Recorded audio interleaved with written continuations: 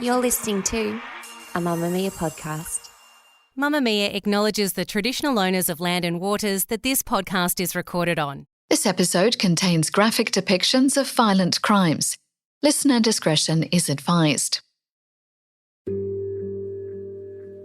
It's 7:15 in the evening on Friday, June 11, 1993. 18-year-old Elizabeth Stevens is freezing. She's soaking wet from the rain, her short hair clinging to her neck. She steps off the bus which she caught from Frankston to Cranbourne Road, Langwarrin, and hurries towards her aunt and uncle's house where she lives. She doesn't know she's being watched. She had spent her Friday evening at Frankston Library on an English assignment. Her goal is to one day join the army, and she knows she has to complete this TAFE course in order to get there.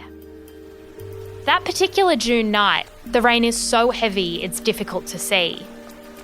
As Elizabeth turns into Paterson Avenue, a man jumps at her out of the darkness, dressed in a green army jacket and navy baseball cap. The sound of the rain and the roaring wind drowns out her screams. She feels what she can only assume is a gun to her head as he drags her along someone's front lawn. Threatening Elizabeth, the man holds her hand, directing her down Paterson Avenue. Passers-by think their interaction looks innocent, not knowing that if Elizabeth doesn't comply, the man has threatened to blow her head off. He leads her to Lloyd Park into a clump of bushes. These would be the last moments of Elizabeth Stevens' life. Less than an hour afterwards, the man responsible for her murder would be sitting inside his warm home, enjoying a roast dinner, waiting for his girlfriend to return home from work.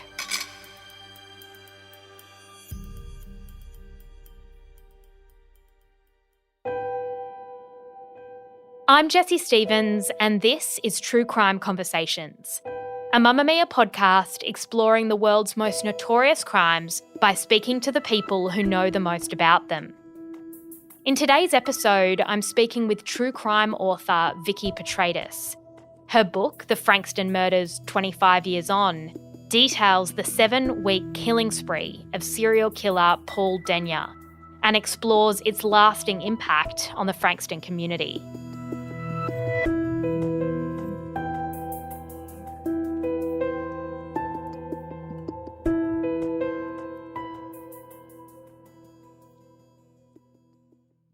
It's July 8, 1993, and Debbie Freem is home with her newborn. She has a friend over and she's cooking dinner. What happens that night? Debbie realises that she's run out of milk, and she does what so many of us do, sort of says, "I'll be back in a minute," and pops into her car, and there's veggies boiling on the stove and her newborn baby, Jake, is asleep. And the friend is kind of waiting for her to come back, and she doesn't return. And so he sort of eventually turns off all of the cooking and then starts ringing around, rings her partner Gary, who's working a night shift, and says, "Where is she? She went up to get milk and she didn't come back." And so it began that mystery that where on earth could she be? And this took 4 days to find out where she was. But as someone who was living in the area at the time, I was on a shift with the Frankston Community Police, and it was on the Friday night. And I remember really clearly being in that office at the Frankston Police. And at that stage, we were talking about this missing mum, this young mum who'd just driven off and not come back. And of course, before we had a serial killer in Frankston, before that even was a possibility, all of the discussion was around, well, she must have just suffered from post-delivery stress or postnatal depression, but all of her family is saying, no, she was really happy, and she was really happy to be a mum. And then I remember that the car had been found. And so I remember the conversation at the community police, because at that stage they were the ones looking for her, and they were the ones that sort of came in and said they found the car and the driver's seat's pushed all the way back. and she was short. So someone else has driven her, or someone else has driven the car. So I think I was there for the moment that it turned into, could someone have taken her? You know, when there's a possibility that she just drove off and maybe is suffering postnatal depression, that she could have just gone and driven and sat near a beach and just stared out at the water. I don't know. But that possibility was there until they found her car with the seat pushed all the way back. And it was 4 days, as you say, before they found a body. Yeah. What was the state of her body and what did it look like had happened to her in her final moments? Yeah, so I interviewed the farmer who found the body. It was behind a big tree on Taylor's Road, and it couldn't really be seen from the road, but it could be seen from the paddock on the other side. And it was one of those classic cases. He said to me he'd literally just been reading about this missing mum, front page Herald Sun, and he has a cup of coffee and then he hops on his four-wheel bike kind of things and he goes down into the paddocks, and he could notice that his cows were sort of clustering. I'm not sure what normal cow behaviour is, but they were sort of clustering, and he sensed that there was something in their behaviour that was odd.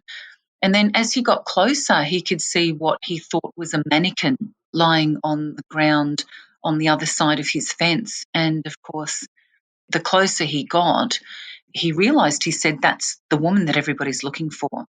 And so he raced back up to his house and he called the police. Debbie was clothed. She had obvious stab wounds. I mean, 4 days in July, there's not going to be a lot of decomposition because it's cold, but certainly she was just left lying there. So they knew straight away that there was something odd about this. They had Elizabeth Stevens a couple of weeks earlier in June, and then they had Debbie. Even though they treated them separately, straight away they started to think, you know, there's two women that are randomly snatched off the street and both are suffering strangulation type injuries and they both had stab wounds. And so police officers, particularly cops like Claude Minicini, he had trained with the FBI Behavioural Science Unit. So Claude is saying, how many killers do you have within a small geographical area and a short space of time?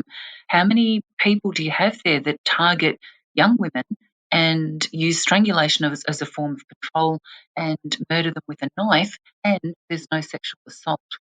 Which was really important. And so right from the start, people like Claude Minicini started to think serial killer. You mentioned Elizabeth Stevens, who was 18 and she was murdered the month before. What happened to her? Where did she go missing from and where had her body shown up? This was a really interesting point because when Elizabeth went into Frankston, she was studying and she went into Frankston and went to the library and had left a note for her aunt and uncle. And when she didn't come home on the last bus, they immediately went out looking for her. Her uncle Paul is driving around, her aunt Rita's staying at home by the phone. And then they rang the police, and the police in Langwarrin came very quickly. And one of the cops that I interviewed said to me, goes, the minute I saw her note, which was basically, dear Auntie Rita and Uncle Paul, I'm at the library, here's the number for the library, I'll be home on this bus. Like, he goes, any 18-year-old that leaves that kind of note and then doesn't come home, he was really concerned. So they started looking for her straight away, but until she was found the next day, the police didn't know how she got to be in Lloyd Park, Langwarrin, which ironically was over the back fence of her aunt and uncle's house. And it wasn't until they caught Paul Denyer 7 weeks after that, and he starts his interview with the very phrase that they'd all been waiting to hear. He says, I saw her get off the bus. So the bus driver, when they're trying to retrace her footsteps, the bus driver didn't remember her being on the bus. And so they didn't know whether she'd caught the bus. A few people said they saw her in Frankston. She'd called her sister from a phone box in Frankston. But they didn't know until he said, I saw her get off the bus. They did not know that he had actually targeted her getting off the bus. And so what happened is Paul Denyer approached her, and he did this with Debbie too.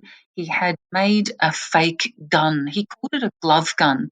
and he had come up next to Elizabeth and sort of put this fake gun in her side and said, just walk or I'll shoot you. And so he had walked around with her to the park. I think Elizabeth was so frightened that she didn't try and run away. They actually passed people in the rain who knew Paul.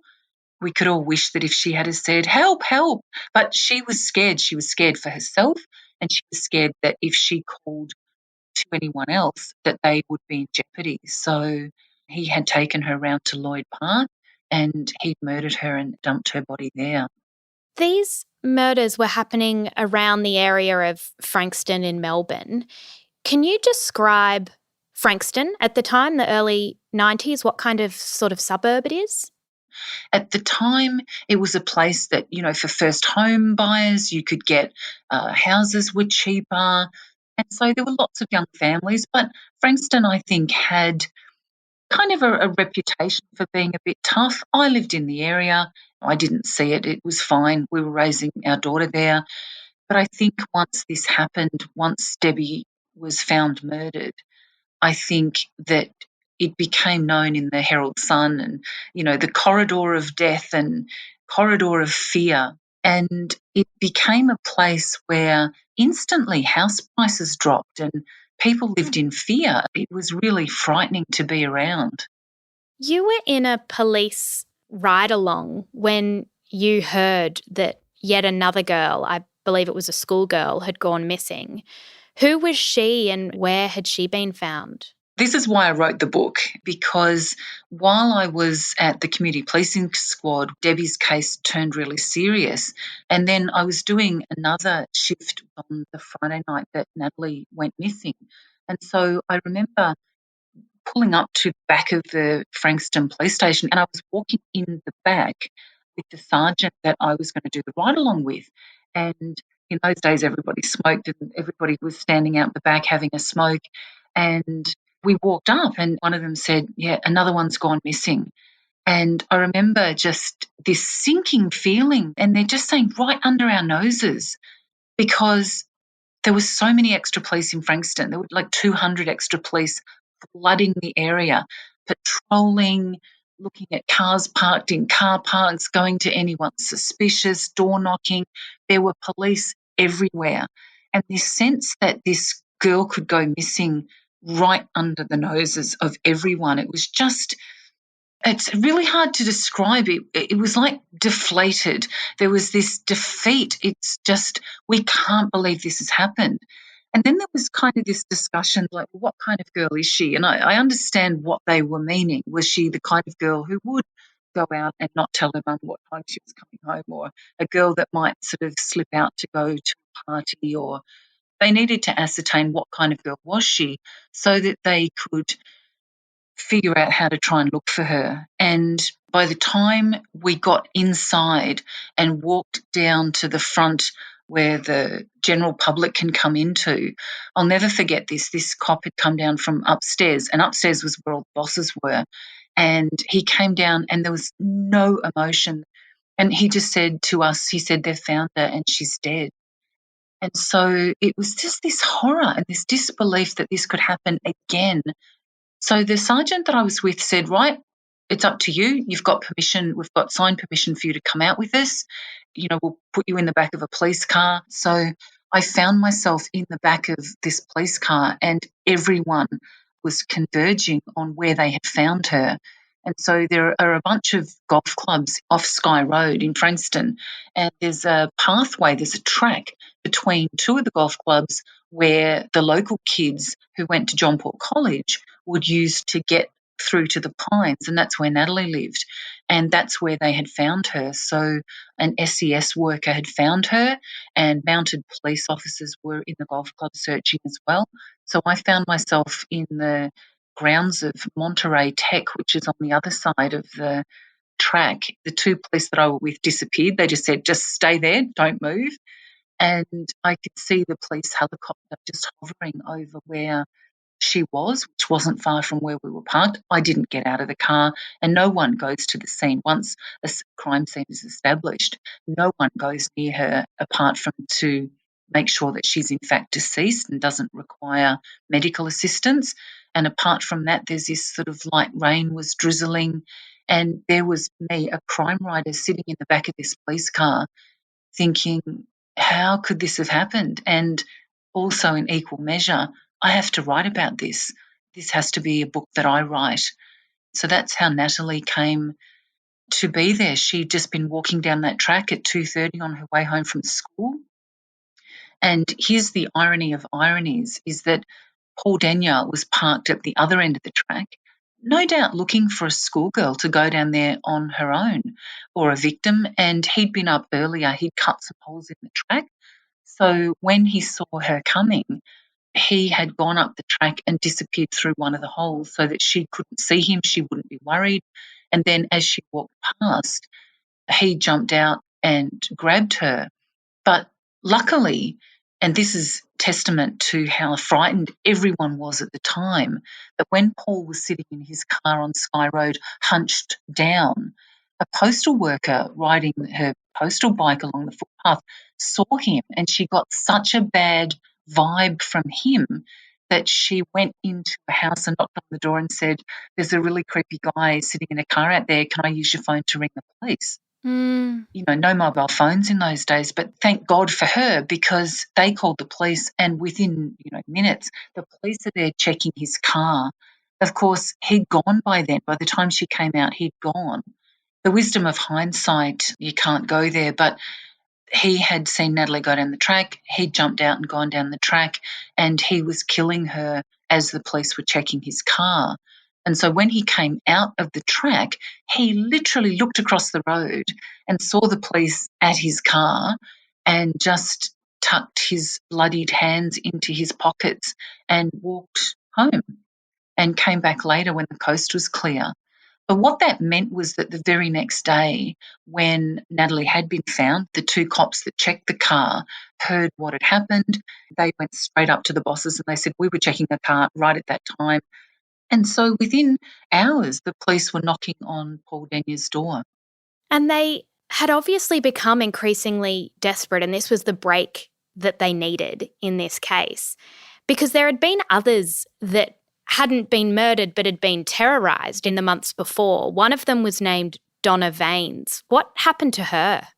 I interviewed Donna Vaines' mum, Gloria, just a couple of weeks ago, and she said, Donna never got over this. And she said, I really feel like Donna was one of the hidden victims of Paul Denyer because she never, ever got over the fear. In a nutshell, Donna lived around the corner from Paul. Her sister Tricia lived in the same block of units. And Donna knew Paul. He would come in when she was staying with Tricia. They would have coffee together. They were friendly. And when Donna moved out with her baby and her boyfriend, one night Paul Denyer broke into her flat and killed her adult cat, and the cat had had several kittens, and he'd killed two of the kittens. Luckily, Donna and the baby had gone out. Her partner delivered pizza to earn extra money at night, and she went out with him delivering pizzas.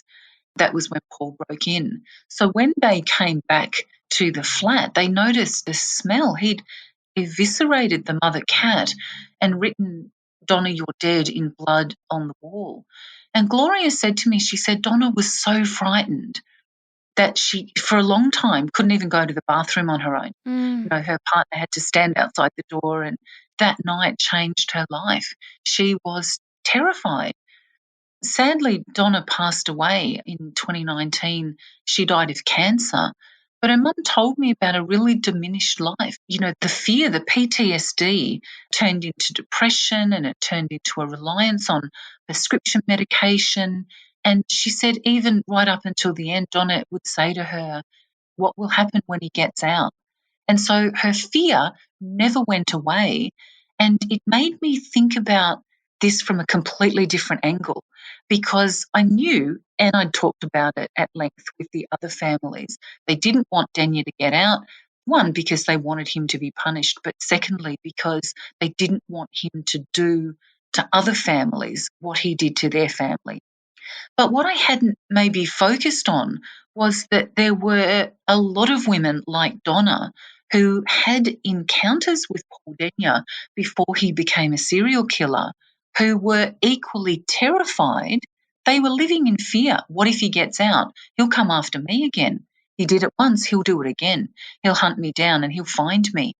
Since I opened that door, of course, the law of attraction dictates that that will be a theme. And of course it was. I just had this flurry of people get in touch who had similar experiences, that they had been stalked by Paul. Another neighbour had been broken into the year before, and Paul Denyer had cut her throat in all the photos in her flat, had stabbed her bedding. He also stabbed the bedding of Donna's baby. And so there was this really clear, very odd series of break-ins by neighbours of Paul Denyer. And I've got to say, they told the police they thought it was him. This is before the murders, and it wasn't followed up. You know, here's this guy behaving very weirdly, behaviour that the police had never seen. I interviewed the cop that investigated the cats, and I said, had you ever seen this kind of behaviour before? And he said, absolutely not. He'd never seen it. We can't go back and change the past. We can certainly look at the behaviour and the kind of crimes that Paul Denyer did in the lead up to becoming a serial killer. And we could say, hey, if you ever see these crimes are a red flag. You need to take notice and you need to listen to the women who are saying, you know what, I think it's Paul Denyer. You need to go knock on his door. It reminds you of how these crimes escalate and how if you do not address them at those early stages, then a criminal often does radicalise when it comes to these acts of violence, because the violence towards those animals was so horrific and unthinkable that it wasn't such a large step that he would then progress to committing these violent acts towards women. And as you say, if they had picked him up earlier on and really investigated those leads and listened to the women, then you can't think about what would have been prevented.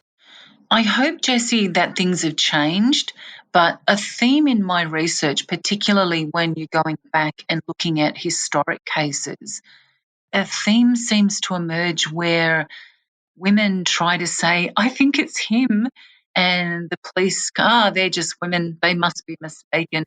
I don't know. It's a theme, Jessie. I'm seeing it too often. And I think that sort of brings us to Paul Denyer's upbringing a little bit and what, you know, he was like as a child and into adolescence. Were there signs there that he would turn into someone capable of these kind of crimes? I think in hindsight there were, and having spent a lot of time with some members of his family, I realised that they were just as devastated, that they missed it. And so once he's charged and convicted, they go back and go, well, sure, he did things that were weird. But when I spent time with them, I just kept thinking, you know what? Everybody's brother gets a magnifying glass and burns ants on the footpath, or maybe sets the mice in the school lab free and they might get hit by cars. Or, I mean, you know, there's a level of kind of behaviour that maybe kids did back then. I think a family kitten had been killed, but did they know for certain that it was him? Did they suspect it was him? I think he cut the throats of his sister's dolls and things like that. But a lot of siblings have wrecked their brothers and sisters' toys. And so was it enough for them to be saying serial killer? It wasn't. It was certainly odd, and looking back, but they loved him and he was a member of their family. He didn't have a lot of friends, so he hung out with them a lot. They thought maybe he was a little bit simple, and they tried to look out for him. And I felt my heart went out to them because they felt so guilty that they didn't see it.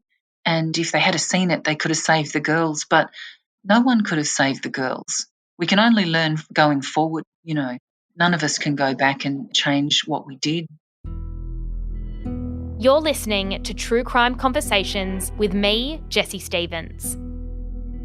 I'm speaking with true crime author Vicky Petratus about her book on the Frankston Murders 25 years on.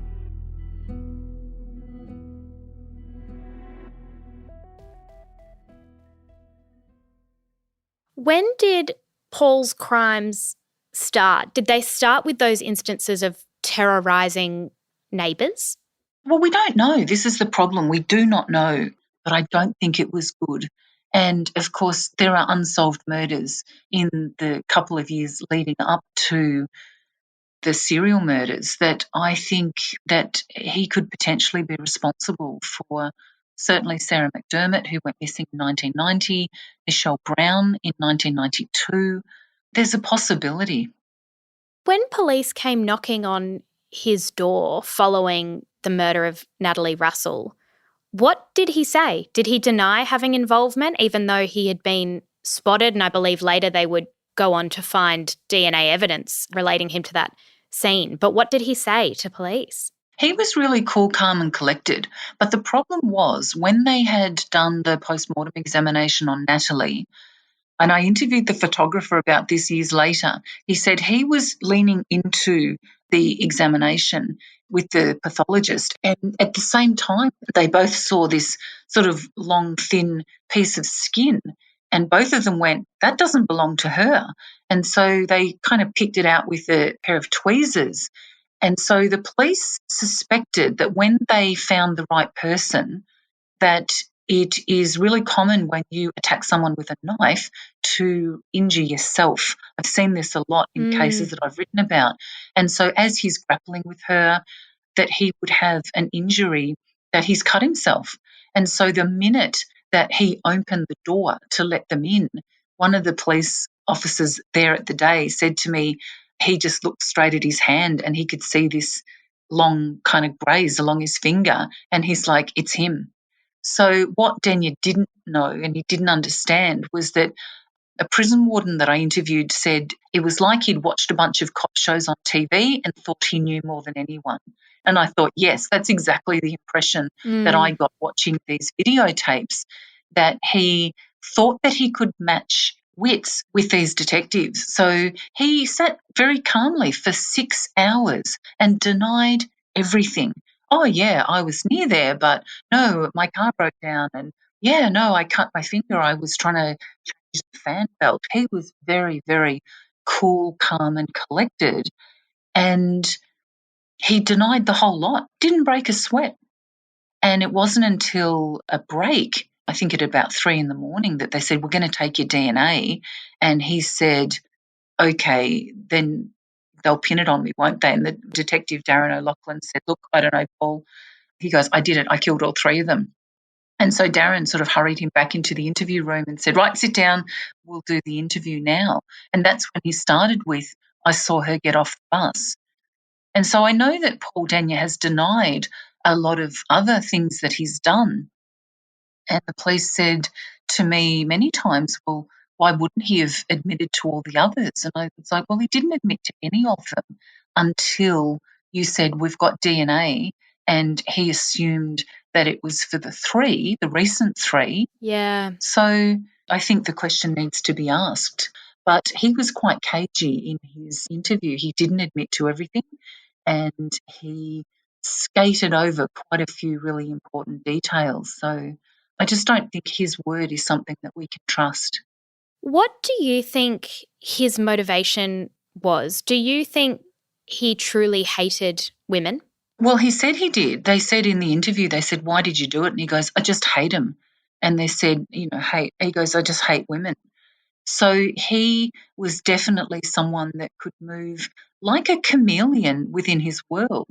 That even his neighbour, whose house he broke into and slashed all her photos, he would come into her house all the time and they would do coffee. He would pour out his soul to her. He was going to a church with his girlfriend Sharon, who he was living with, and I think the church pastor had suggested that they shouldn't be living together if they weren't married, and that agonised him, and he would spend so much time in the company of these neighbours and then break into their houses and cut their throats in their photos.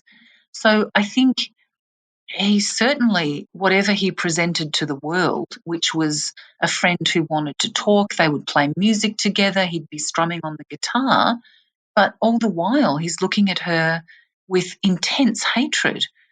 And she doesn't know. She can't even spot it because she's been kind to him And Donna was the same, that these women that he liked, that he still wanted to target. So I think it's really hard, Jessie, to understand, because I don't think we can ever understand what's going on in that mind, that while he can be present in the moment with people, that in his mind he's thinking, I want to cut your throat. What was Paul Denyer ultimately sentenced to? So the first sentence that he got, he pleaded guilty and he went to trial very quickly. So he was caught literally the day after Nat died, which was on the 30th of July. And then he was taken into custody on the 31st. And then over that night, he confesses. So on the Sunday, he's charged. So he goes to trial by the end of the year. It's all over. He pleads guilty and he gets life with no minimum. And in the sentencing, the judge said, I need to put you in for life, basically, because I can't abrogate my responsibility to some future parole board. You're dangerous and you're the fear that quickens the steps of people at night. You can't ever get out. And so the family were really happy with that. But then Paul Denyer appealed. And so his appeal was argued on the fact that the judge shouldn't have said abrogate his responsibility, and that for someone who was 21, that life could potentially mean 70 years and that he should have some sort of hope. And so he appealed and he won the appeal. He still has a life sentence, we have to remember that, but he got a 30-year minimum. That doesn't mean to say he will be released after 30 years, but we've started a campaign at the moment. We've got a parliamentarian, David Limbrick, who was Natalie's boyfriend at the time. So he was recently in the media saying, we need to keep him in prison. I need to use my position here to make sure this guy never gets out. And so we're hoping that, like with Julian Knight and with Craig Minogue, that the laws actually change. I mean, no politician wants to let him out. I believe that he's still dangerous. I believe that he does not understand the toll that it took and the lives that he ruined. And the reason why I think that is because he wrote me a letter, I think in 2011, when we put out a 20th anniversary edition of the book, and I'd written to him in prison and said, look, do you have any comment? He didn't want to be interviewed for the first book, which I didn't mind. I had his interview tapes and his confession. He wrote to me and he said, I'm not going to help because I want to write my own true and unbiased account of what happened that will, I trust, be sensitive to all concerned. Now, he can't write his own unbiased account sensitive to all concerned because he was the one that did it, but he doesn't see that. So sometimes I think when we look at him, we have to get it into our heads that he doesn't get it. And if he thought that he could write a book that would be sensitive to Natalie's mum and dad, then he is absolutely and profoundly mistaken. Finally, I wanted to ask you about how Paul, once going to prison, began identifying as Paula Denyer. I believe at one point Paula requested gender reassignment surgery, and that's been a discussion. In some reports, it is Paula Denyer when they talk about these crimes.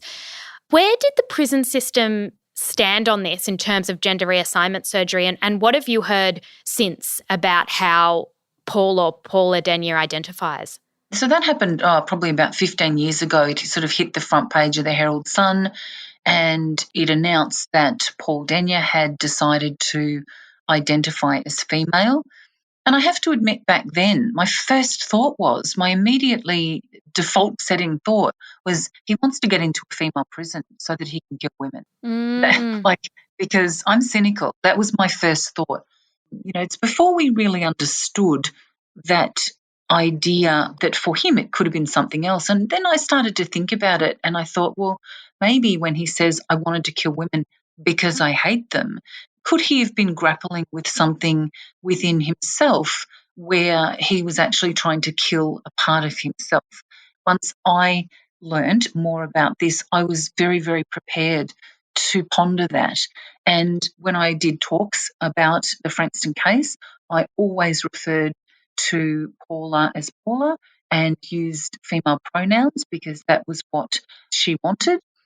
But a couple of years ago, I did an interview on radio with Neil Mitchell, and one of the callers rang in and they had been in prison with Paul.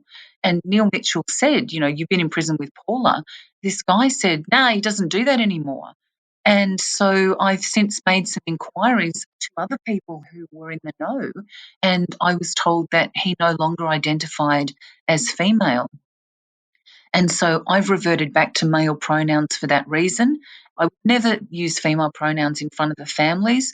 They don't believe Paul Denyer deserves really to draw breath, let alone he doesn't deserve any kind of courtesies like that. But I always said to audiences when I did talks, I said, this isn't about what he deserves. This is about who I am. And anyone who identifies as any particular gender, I'm happy to go with that, and I'm happy to go with their pronouns. But once I had it from several sources that this was no longer the case, now I revert back to him as Paul.